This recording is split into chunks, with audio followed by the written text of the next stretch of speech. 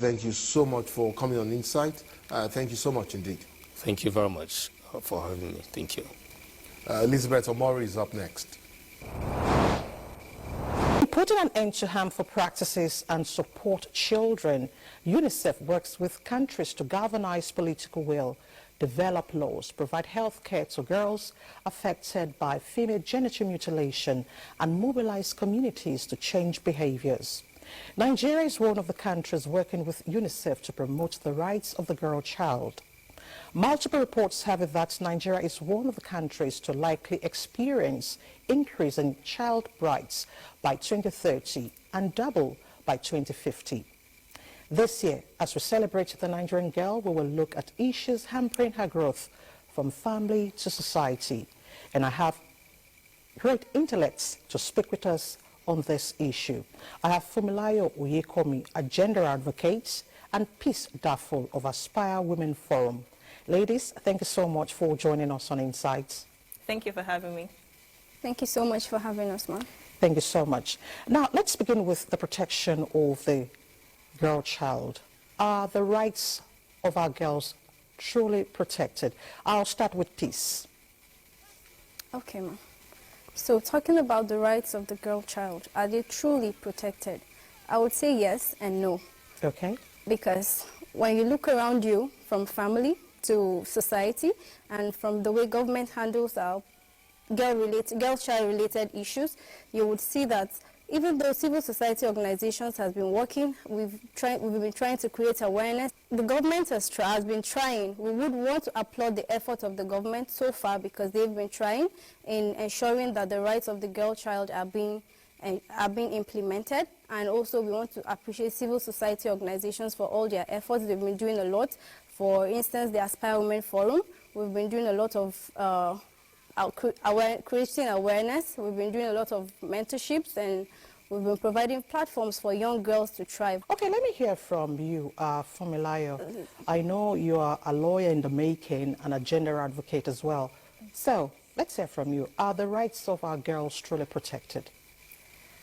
Thank you for the question. So to begin, I would like to make reference to my legal background because in my practice, we've learned about laws that have been enacted, talking about the Child Rights Act, talking about the VAP Act, and we see all the promises, all the guarantees that are in these laws with regards to the rights of girls pertaining to health, education, and all those things. But in practice, we see the lacunas, we see the gaps, we see how far we are from implementing all of these things in the laws. And to make matters worse, some of these laws are what we call non-justiciable, meaning that they are limited to the economic capabilities of the government. And so when we see the gap in society, we know that we are still very far from achieving full enforcement and full implementation of the rights of the girl child. So more effort needs to be made, to complement the efforts of government. More effort needs to be made to ensure that girls are adequately protected and that more investments are put into developing their full potential. Why are these laws not being fully implemented or effective? The problem is usually in the implementation. How well are we implementing the laws that are in place? Recently, there was a bill at the state's National House of Assembly to repeal the VAP Act because it had some lacunas, and it just helps us to understand why some people are thinking in that light. I mean, if there is a lacuna in the law, the next thing is not to repeal, but to fill it up and to make amendments like we do with other laws. Peace, I would like you to share with us, what are the things you do to help girls actualize their goals? What have you been doing? Would you like to share with us? Happy to share. We encourage these young women to know that they can always reach their full potential regardless of their background, regardless of their gender, age, and social status or anything. So we have different programs that we've been having for the young girls and for young women, we go to the grassroots and create awareness, because sometimes the problem is people back there at home or back in the grassroots or even in urban communities are not aware of some of the rights of the girl child. And you know what is killing us is lack of knowledge. You have to know something to be able to know if there is a problem with that thing or not. So most times, these people don't even know what the rights of the girl child are. You meet a woman who has 5, 6 girls, and she doesn't know that her child has a right to education, has rights to health care facilities, has rights to so many other things. So these are the issues that often affect. So we go back there to the grassroots, we go back to our mothers, to young girls, because young girls are the ones who eventually become mothers and leaders tomorrow.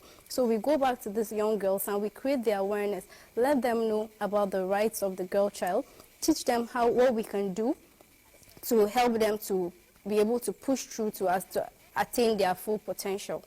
Okay. All right, for me, in actualizing the cause of the girl child, as a gender advocate, what have you been doing? What impacts have you been making? One of the core programs we do for girls is called the GirlPower Program, where we go and educate marginalized and girls from vulnerable communities on different areas. We are taking the approach of gender-responsive education, which acknowledges the challenges that girls face in society, and looking at how we can close the gender gap in poverty. And every year, we run this 6-month education program that focuses on teaching them things in 6 different areas, talking about financial literacy, helping them to understand how to save, how to build wealth, teaching them about careers in the STEM field, and teaching them about academic excellence to encourage school retention and encourage them to pursue higher education, teaching them about sexual and reproductive health, and all of these things is how we ensure that girls are properly equipped and have solid foundations to build prosperous futures. Okay. You know, before we became ladies, we were once girls, and then several factors affect the development of the girl child. What are we doing to make them actualize their goals? I'll start with you. Again, peace. Okay, thank you very much for that wonderful question. The mindset of the parents, not just the mothers in this case, because even the fathers are involved, it begins with what we tell our girls, how we raise them. Some parents will tell their girl child, you shouldn't stand up to a man when a man tries to bully you because he's a man and he can beat you. I believe that there are ways that you can defend yourself as a girl child, without resulting to physical attack, because obviously most times the men would overpower you. So you teach them how to use emotional intelligence and psychology to handle certain situations that life throws at them. It's baffling that when you gather a group of young girls, 5, 10 girls, you'll be surprised at the number of girls who have experienced one form of abuse or the other. Yes. As little as 1 year, 2 year, you would realize that these young girls know something, even if they don't know how to put it. When you try to describe some certain forms of abuse, they would affirm to it because yes, something similar or something of that sort has happened to them. So it's really very sad, because it boils down to parenting, how we raise our girl child, what the society says is okay for the girl child to do and say, and not to do or say. So it's not just about training the girl child, even the boy child, because we do a lot for the girl child, and at the end of the day, if we are not telling these guys that, oh, this is a girl, this is how she should be treated, these are the things that should be done and should not be done to her, we're getting it wrong, because at the end of the day, the women don't live in the world of their own, we live with the other gender. So I believe that these young men have to also be aware of the problems and the effects of their words and actions against women. All right, for me, from her explanation, equity is actually very key. But is education the only key to helping a girl child actualize her dreams? No, education is not the only key, but it is a very fundamental key. We should begin to understand that beyond education, there are different things that affect a girl child's development. You know, hearing from my other speaker talking about parenting, there is also the environment. There is the home front, there is the church for, or the mosque for those that practice religion. There are different things that affect the child development. When you are constantly told that you cannot amount to anything, or you are faced with gender discrimination, even though you are educated, there is a certain form of limitation that you are still bound by, because you have not begun to see yourself as someone that can achieve more than your immediate environment. A lot of these communities that we have gone to empower girls, we ask them, oh, what do you want to be before the actual program? And some of the answers reflect their limited mindsets. But with reorientation, we are able to help them to also equip them with life skills. So there is the foundational literacy, which is the education, but then there are life skills that you must also teach girls to complement what they learn in school, for them to get to that point where they are leaders in society, and they are making waves in different industries, in politics, in different areas of life. Okay. Now, in changing the narratives and building the confidence of our girls, what are the steps we can take? What can we do to ensure that women become who they want to be positively to affect their immediate society? Peace. Thank you very much for that question. And again, I would like to take you back home, because whatever happens in the society starts from the home. A reflection of the home. Yes, it reflects how that person has been raised, and how the community that person comes from views certain issues. So I would say that we need to go back home. It's an assignment for everybody at home to have a rethink. What are we saying to the girl child that we are raising? How are we raising these girls? What are we telling them? Because a girl wants to be an engineer, we say, oh no, that's mainly for the men. A girl wants to be this, and we are bringing up so many stereotypes and so many things to relegate her and keep the girl child in the background. So a typical girl from an average home will just tell you, I want to be a nurse. And if you ask, why don't you want to be a doctor? They say, mostly it's men that are doctors. And it's really sad. Say, I want to be a carpenter. You say, why not an interior designer? That's more ladylike. So it boils down to what we tell these girls, because somehow we are the ones, the parents are the ones that are limiting the vision that these girls have. We need to start telling our kids that they can be who and whatever they want to be, who and anything they desire to be. If you can visualize it, you can of course achieve it. So it begins with the mind. The mind is the most powerful tool there is. So it begins with how you develop the mind of the girl child. Women don't have to end in the farm.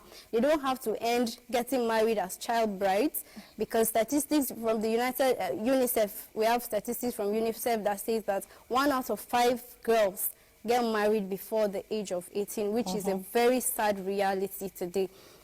Although from 2010 up until now, there's been a little decline. We can applaud that. It's a step forward, but it's not enough. We want to call on the government to also implement policies and strategies that would help us curb these challenges that the girl child is facing. Thank you. All right, Fumi, let's hear your thoughts.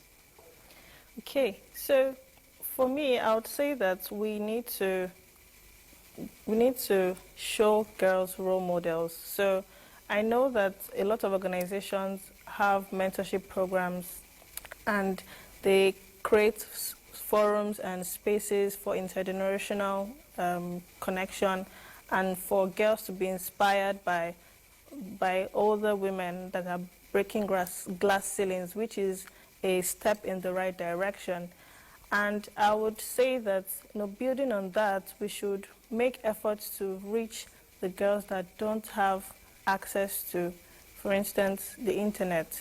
There are a lot of girls that need this intervention very quickly, and they are not on the radar because of, poverty. We need to make efforts to access and even provide tools, and that is one of the reasons why we are thinking of creating workbooks for girls on the different areas that we educate girls on, so that they can have these books with a lot of insights and content and resources to build that knowledge, to have access to adequate resources and information. Synergy helps us to go a long way in providing holistic interventions for the girls. We know that girl issues cut across many facets. We look at health, we look at education, we look at poverty. We see how everything is interconnected, which calls for more synergy and more partnership. Teachers also play a big role.